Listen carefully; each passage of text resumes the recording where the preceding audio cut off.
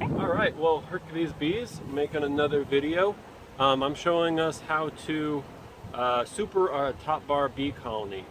So I did the first step already. This box right here is full of bees. It was in this location, and I'm upsizing the 2-foot long box into a 4-foot long box. Now the first step is you take out your first 2 top bars of bees like normal, so you have some working space. Then you switch the positions. So right now all the bees are going to go right back to the original spot, and that helps keep stinging to a minimum, because I don't like to get stung.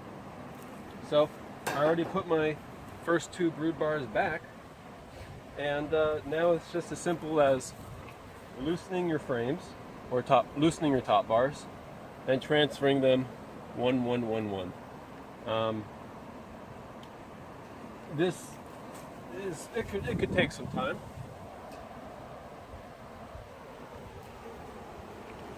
I usually like to wait until these 2-foot boxes are completely full before supering them up.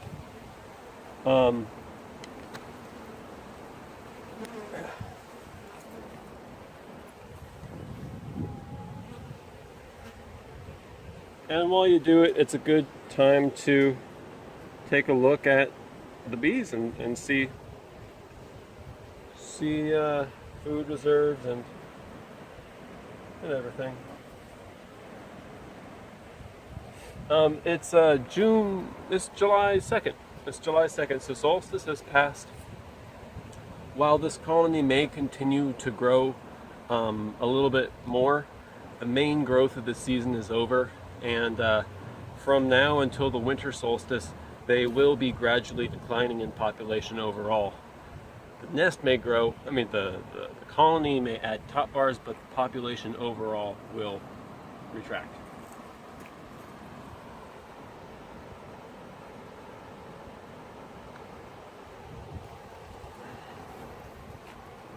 This colony is still making drones, which they do as long as they have food reserves.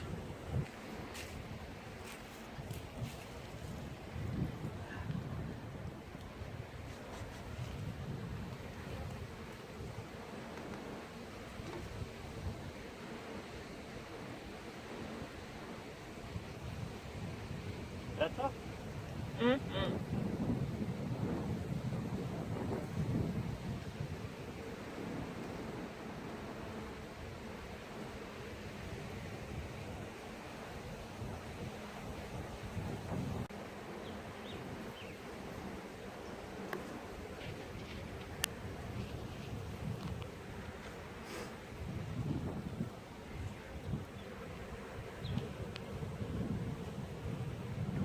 The whole secret to this maneuver is to replace the hive in the exact same location.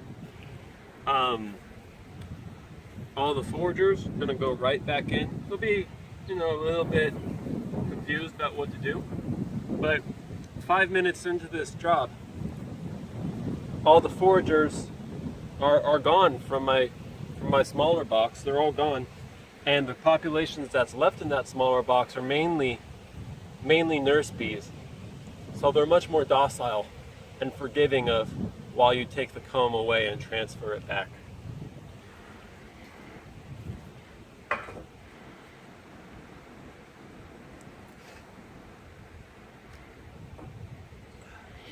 Is it important to move quickly as to not keep the hive open and exposed? This is a mild day. It can't be more than 80 degrees out. And so the main thing to keep consideration is whether it's very hot, you don't want too much sun on the top bars, because that can cause the wax to stretch and weaken and cause comb collapse. I'm proud of this top bar right here. Look at that pattern. Wow. That's beautiful, tight cluster pattern. Yas, queen. Yas, queen, yas.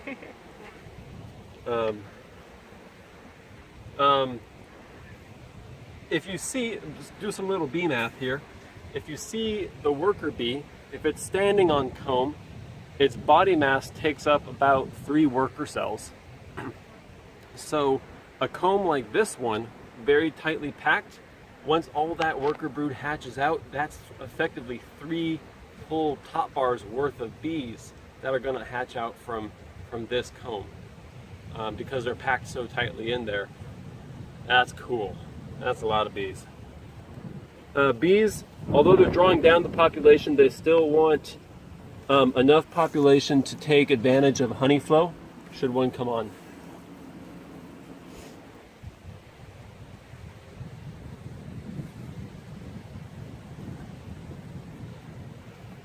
This is another top bar that's packed with worker brood, but we see this worker brood is a little bit lighter in color than this stuff here, which means that this stuff here is older.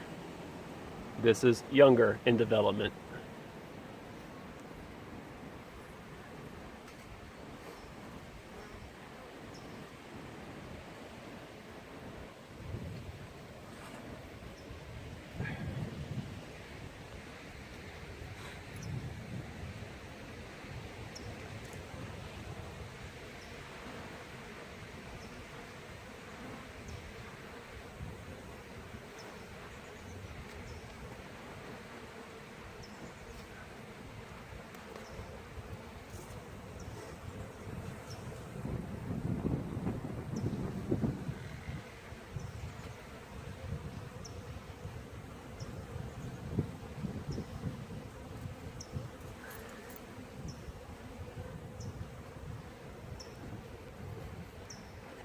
So how do you know when it's time to upsize your top bar hive from a 2-foot to a 4-foot? When every bar in the 2-foot box is full of brood, it's a great time to move it into a larger box. Or else they can swarm in July. They can swarm in July. If they're feeling good about themselves and the nest is packed with food and bees and the queen doesn't have anywhere to lay, they will swarm. Also, when the 2-foot box is very full, it's hard to work because it's hard to get in there because it's so packed with comb.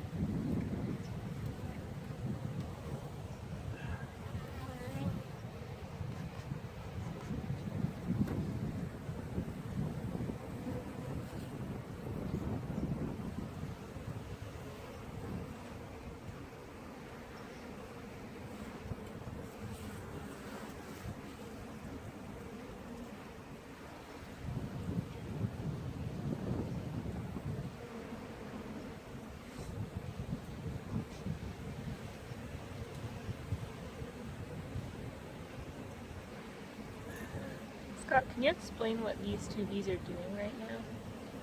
What? What is this drone doing right now? Hard to tell. He's just droning out. Okay. It's kind of like wiggling around. Maybe he's got a mite on his backside. Oh, really? Maybe. He's grooming himself. That's what that wiggling is. Oh.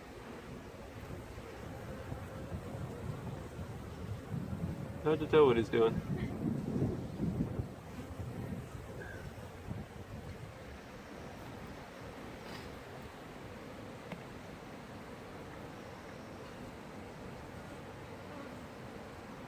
Off my nose.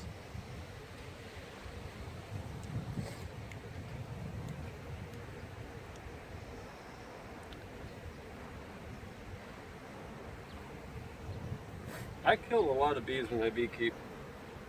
I find that glasses, they often get caught in my glasses.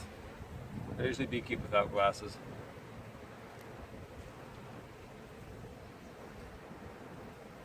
I really like your face today. I like my face today.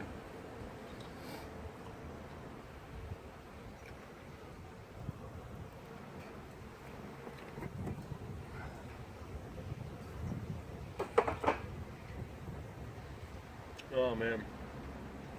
Some comb collapse happened. Really? Okay, we're on. Alright, so here's the secret. When you have comb collapse and you have space in your 4-foot hive, all that comb is filled with honey and that's valuable to the bees. And it's still got brood on it. So what we can do is pick it up which is messy. Pick it up and you put it in the back of the hive. And that will allow the bees to take the eggs, or I'm sorry, to take the honey out, bring it back to the cluster, and it will allow the brood to hatch out. And then later you go back and you remove the comb. But it's gonna get messy, and I'm probably gonna get stung a couple times on my hands. So hooray.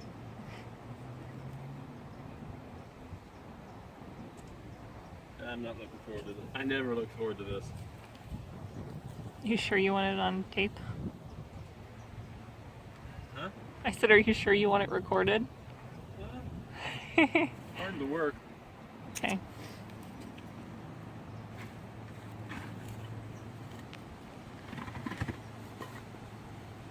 Just have to psych myself up to do it, you know?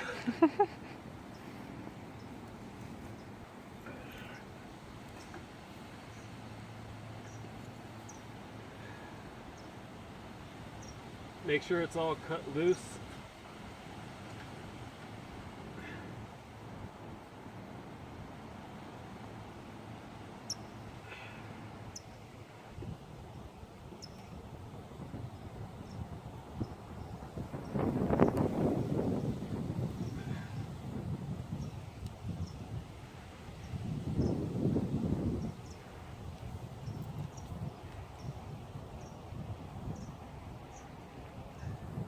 No stings. Yay! But we got a lot of comb collapse here.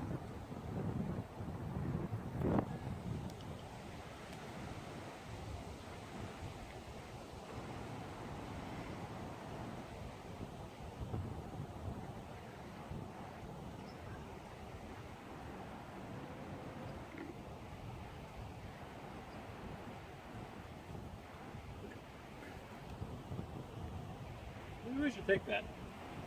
Yeah? Yeah. I Is want it that. full of honey? That's for me.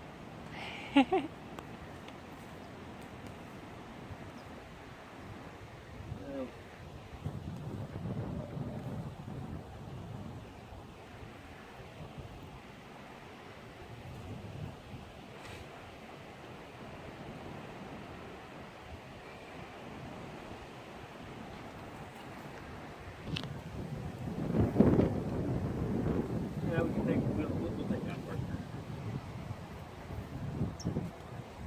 Okay, so come on over here.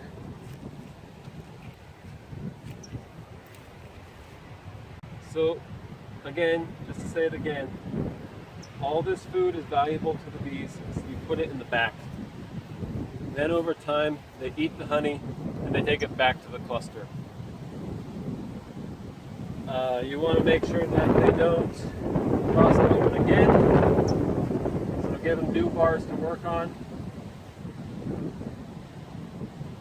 And unfortunately, you have to remove the old bars.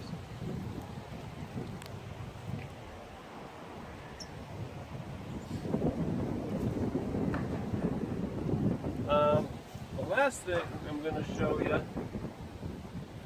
think this is pretty stuck on, is how to get these bees into the box. We're gonna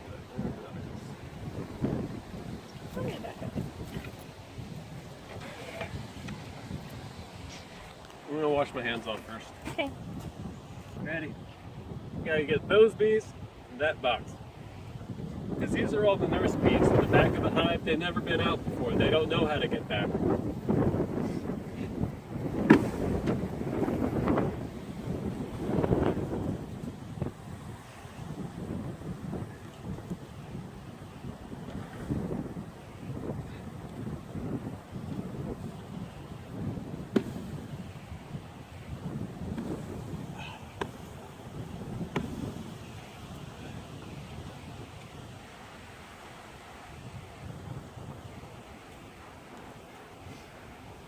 Then what you can do is leave this box in front of the new one, and the fanning smell will bring them over.